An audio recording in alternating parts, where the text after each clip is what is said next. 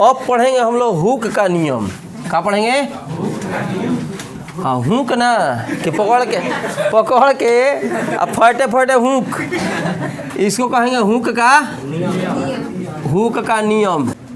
इसका मतलब हुआ कि जैसे जैसे प्रतिबल का मान बढ़ेगा वैसे वैसे विकृति का मान बढ़ेगा और समान अनुपात में बढ़ेगा।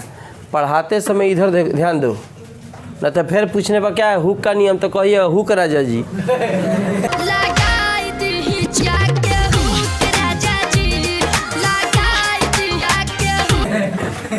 हो गई, नियम कंप्लीट हो गया है। बोका कहीं का बैला स्वामी मैंने प्रतिबल लगने पर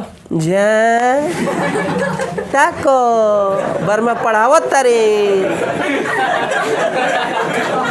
बोका कहीं का 4 बार कहानी देख बबुआ देख बबुआ देख बबुआ कहते क्या करो तो बुझाते नहीं खेई है ना। तो पढ़ा रहे तो देखेगा ना, इधर पढ़ा रहे 3 बार 4 बार कह दिया, उसके बाद तुम्हारा वह हाल है। एगो तो तेना हाथ नहीं खींच चल जाओ को नहाली तो शैम्पू का जली लेके चला बेलिस कि माथा में लागल पैसा लगवा धोई का है गधा कहीं तब।